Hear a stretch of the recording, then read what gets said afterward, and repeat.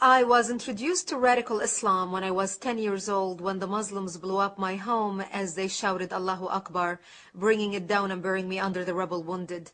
My only crime was that I was a Christian living in a Christian town.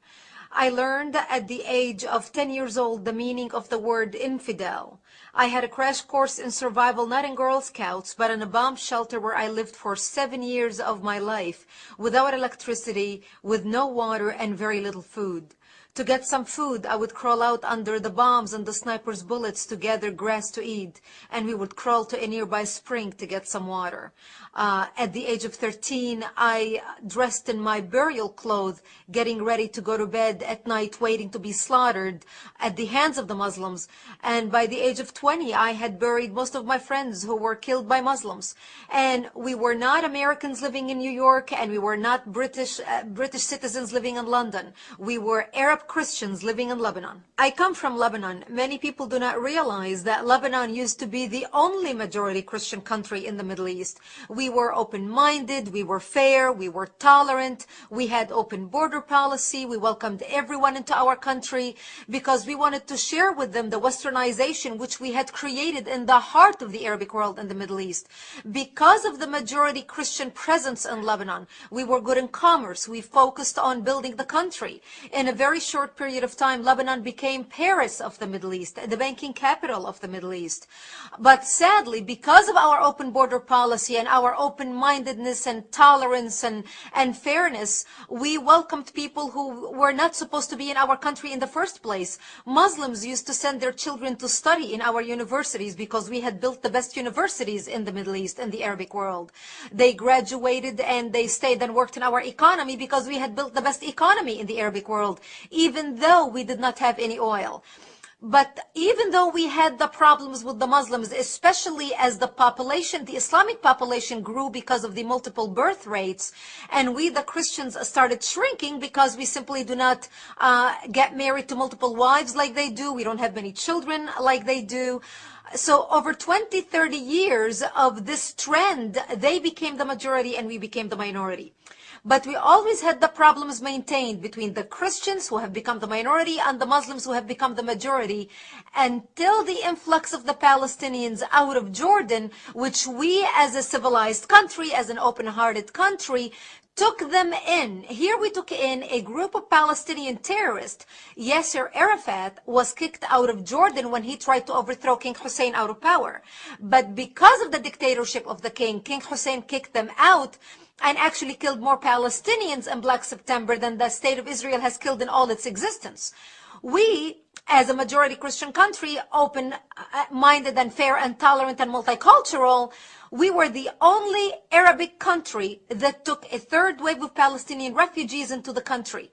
Once they came in, the majority of them were Muslims. They put their heads together with the Muslims in Lebanon and declared war on the Christians. And that's when the civil war began in 1975. I was 10 years old when the war started. Because of the presence of the Palestinians and because of the open border, a lot of Muslims poured into from Arabic countries throughout the Middle East to help the Palestinians establish a presence in Lebanon. They wanted to use our open borders, our laws, our westernization, our fair and open-mindedness against us, using our laws against us. People do not realize that Lebanon is a republic, very much like the United States of America. So our enemy was able not only to infiltrate our country, but also use our existing laws to their benefit to establish their presence and twist the laws to their side. And we had many people in the country, including many Christians, who actually marched with the Palestinians and the Islamists, asking for more Islamic representations in the government for them, thinking that they're taking on the cause of the underdog. However, once the massacring began in 1975, once the Muslims became the majority and started taking over Christian cities and towns and killing them, that's when they would walk into the Christian homes. And some of those Christian leftists who basically demonstrated with the Islamists and said, What do you mean you're here to kill us and to slaughter us? We demonstrated with you. We pushed for your rights in the government. We pushed for you to take a part of whatever we had established. And the trends that we saw happening in Lebanon, once the Muslims and the Palestinians started massacring the Christians, and they would walk into Christian homes, and even some of them leftists who demonstrated with the Islamists and fought for new laws to be established in the country to protect the presence of the Palestinians who came to the country under refugee status. The Muslims would kill them, and they would tell them, you were as infidels as any other infidel, and you deserve nothing but death. And those stories we heard from those who fled and came to our area, which was the last Christian area left in southern Lebanon. And this was the price that we paid for our open-mindedness and our tolerance of those who came into our country, who had no intention of assimilating with us, who had no intention in becoming a part of the Lebanese society and advancing with our Western advancement in the Middle East, but wanted to come, and once they became the majority, wanted to impose their backwardness, their way of life, their way of being on us, which brought our culture down.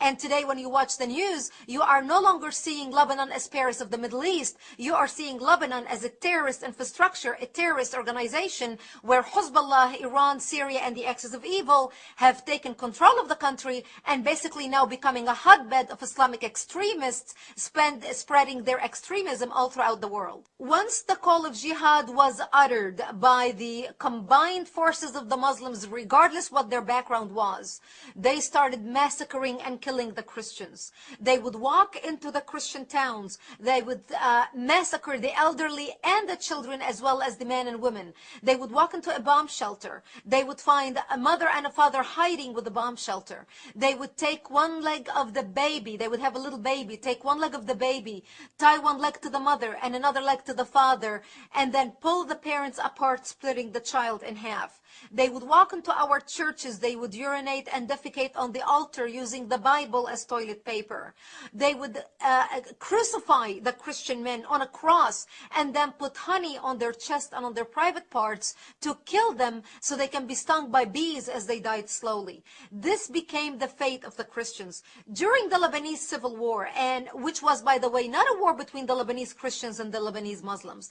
It was a war between the Lebanese Christians trying to defend their existence in the Middle East and their democracy in the Middle East, and the Muslims who came from all around the Arabic world to fight with the Palestinians, to create a base from which to fight Israel, kill the Jews and throw them into the sea, and take Lebanon and declare it an Islamic state. And this is what they have been trying to do, and they have successfully done that using our laws. Today, the Christians in Lebanon are less than 20%. And during the Lebanese Civil War, 160,000, an estimated 160,000 people died in Lebanon.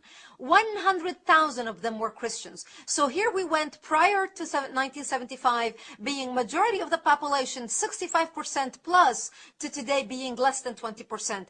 And today, those who are still living over there, if the United States or any other country would offer them visas to come to the West and leave the Middle East, they would do that in a heartbeat and leave with the shirt